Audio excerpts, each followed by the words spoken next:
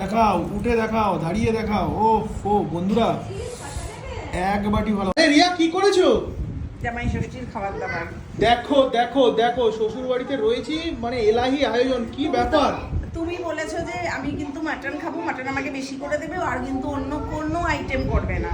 তাই তাও মা আর আমি যাই হোক, তো এত সব কথা শুনে লাভ নেই। মাটন পেয়ে গেছি আমি, আমার আর কিছু লাগবে না। এই পাশে সোনা বাবা লাফালাফি করতে আসছে। এই সোনা বাবা, কি রে, খাবি নাকি মাটন?